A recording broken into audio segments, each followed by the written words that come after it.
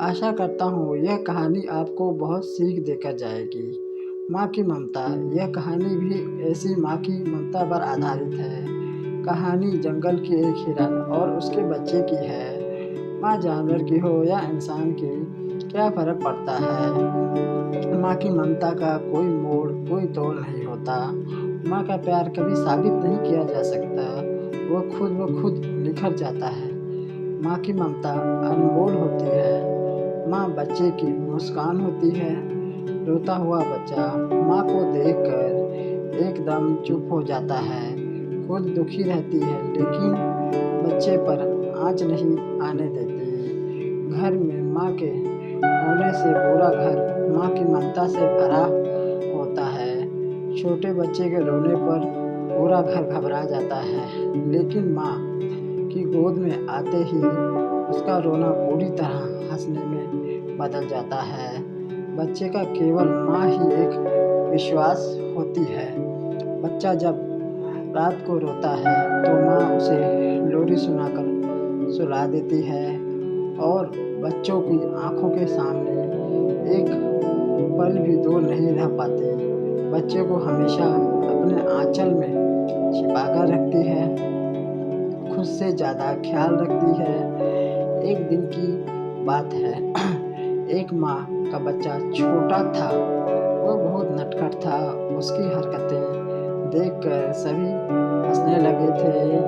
बच्चा बहुत प्यारा था। उसने कभी उसने अभी-अभी चलना सीखा था। चलने के साथ ही थोड़ा-थोड़ा बोलना भी सीख गया था वो। आस-पड़ोस वाले सभी बच्चे को बहुत प्यार करते थे, लेकिन माँ के बराबर कोई नहीं होता।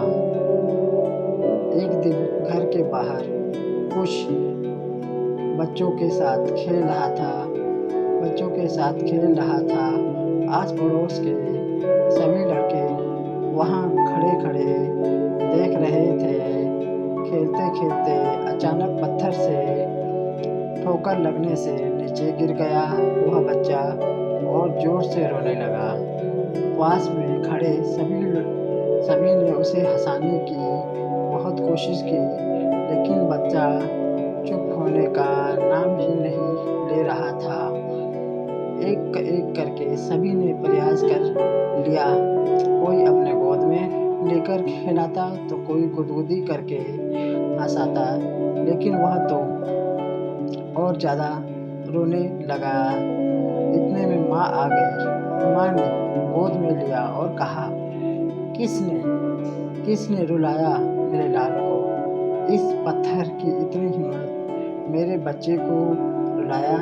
चल इस पत्थर को मारते हैं। माँ की बात सुनकर बच्चे ने कहा, नहीं माँ, पत्थर भी रोने लगा था। बच्चे की बात सुनकर माँ हंसने लगी। बच्चा भी हंसने लगा और पास खड़े सभी लड़के भी जोर से हंसने लगे। माँ से बढ़कर त्याग और समर्पण की मूरत भला और कौन हो सकता है। हम कितनी भी गलतियाँ क्यों ना कर लें, माँ हमेशा बच्चे के हित में ही सोचती है। जब भी बेटे पर कोई भी मुसीबत आ जाती है तो वह अपने ऊपर ले लेती है। हर माँ बाप की यही इच्छा होती है कि उसकी संतान उसकी बुढ़ापे की लाठी बने, लेकिन इस व्यस्त भरी दुनिया में, लहर में विक्स की, हम सभी अपने अधिकारों को, कर्तव्यों को भूलते जा रहे हैं। अगर हमारे माँ बाप हमें पाल सकते हैं तो हम लोग उन्हें बुढ़ापे में क्यों बेसहारा छोड़ देते हैं। यही तो माँ बाप की इच्छा होती है कि मेरा बच्चा बड़ा होकर हमारा सहारा बनेगा।